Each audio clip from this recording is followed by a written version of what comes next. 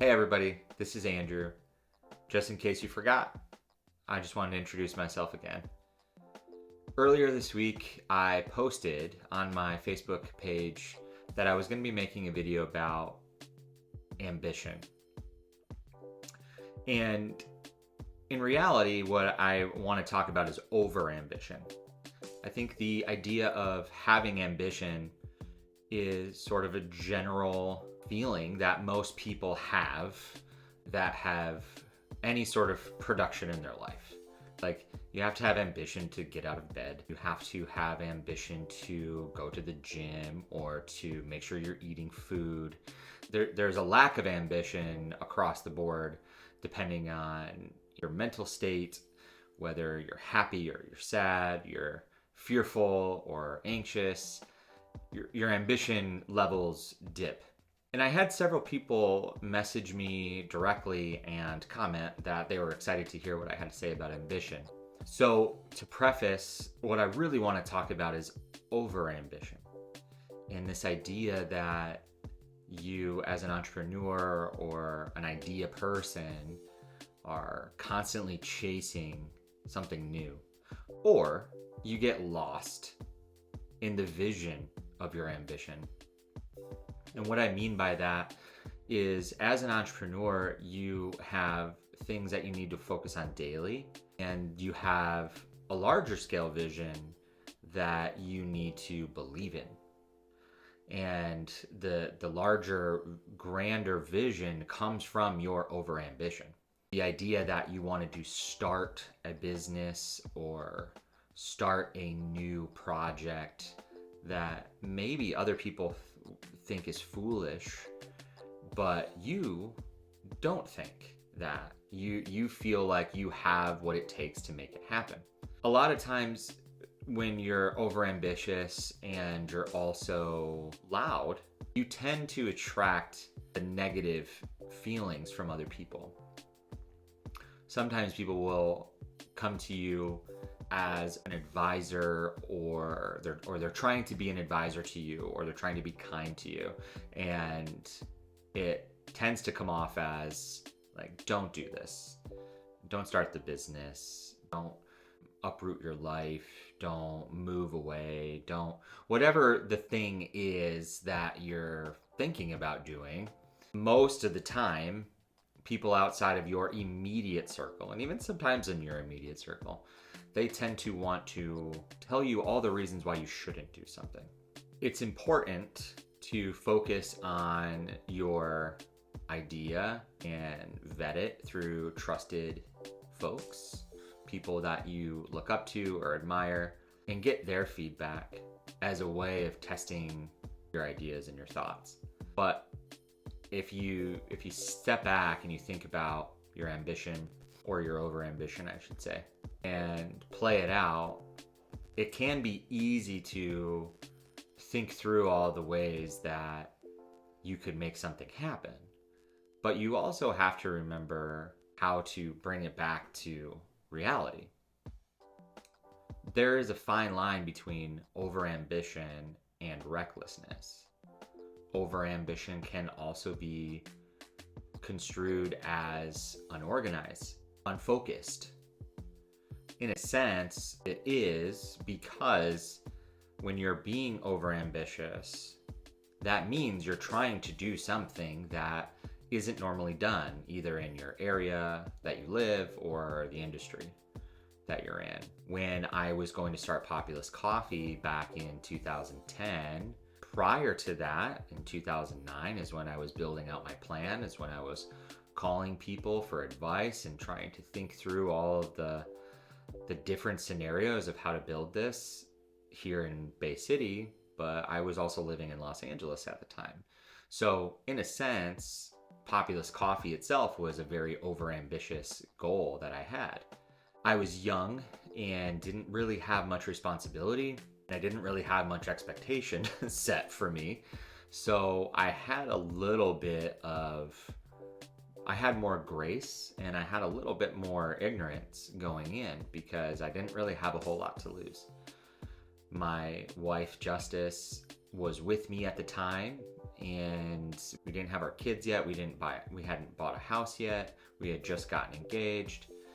And so it felt like a pretty good time to take a risk and be overly ambitious. I think as we grow in our business and in our lives, it's easy to get caught back up in our overambition. I hear entrepreneurs all the time that have what I would call a successful business talking about new things, new ideas, a new mobile application, or a new way to build something. And in reality, those are great traits to have because you're always curious and you're thinking through. But it's important to not allow that to detract from your daily activity. Entrepreneurs have a tendency to get caught up in their overambition and lose focus on the day-to-day. You need to have a side of reality or a dose of reality whenever you're thinking through an overly ambitious goal. Overly ambitious ideas that are also not a sustainable way to live your life. If you're trying to live a peaceful and somewhat normal life. A lot of times we're trying to create a life for ourselves outside of a normal 9-to-5 job or just the job that we thought we were supposed to have when we were kids. And so as we're building our lives as entrepreneurs, we need to make sure that we don't lose focus on what we're building and how we're building. So one way that I've really focused on controlling my overambition, because I will tell you, I am the first one to admit that I am a very overly ambitious person. I have Google Docs and notebooks filled with ideas that have been mapped out to a T on how they could work and change the world. And almost all of them have nothing to do with coffee. I've tried to refocus myself on only coming up with overly ambitious coffee ideas, but my mind still wanders. But I need to make sure that I write them down, move them out, and move them away from me, because I don't have the means to do them and it's easy to get caught up. I try to keep my overly ambitious goals top level, high level ideas. And I try to work backwards to find out what daily tasks I can do to get there without ignoring any of my other daily tasks. So having a focused daily regimen is important, no matter what it is that you're doing. If you're an appointment-based business, then obviously you have daily tasks that are required for you to earn revenue. If you're a different type of business, a product-based business, you have tasks that drive towards the sale of what you're trying to sell. And in between, there are other moments of time that you can use to build out tasks that go towards a new goal. And so as long as you can focus on your day and map out time to be ambitious, then you have a much better chance of succeeding in that realm. This is the 4th video I've made about ambition, just to give you sort of an example, in that a year ago I decided that I was going to be focused on creating more content, whether it's specifically for coffee or for business, for family, whatever I decided I wanted to make content on. I would make videos, I would write, I would speak in public speaking events. And so I've been focused on trying to do more of those things. And the way that it began is I started by carving out time to just write every day. And from there, compounding into putting a camera up in front of my face and then making videos.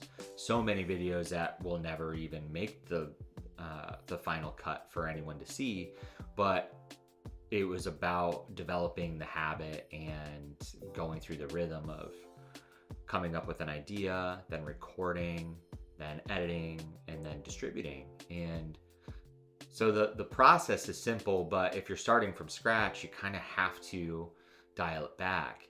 And so I think if you can really focus on what you need to do every day towards that goal, then your overambition will just turn into ambition. And then it will just turn into a goal.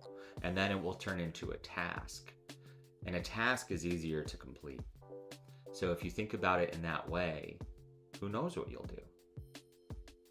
So I hope this was helpful. This is what I'm practicing on a daily basis.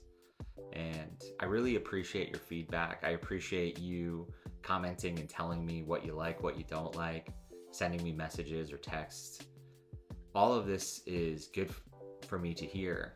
So even if you don't like it, tell me this is lame or whatever. I don't know. Say something mean. I don't care. Just be honest and let me know.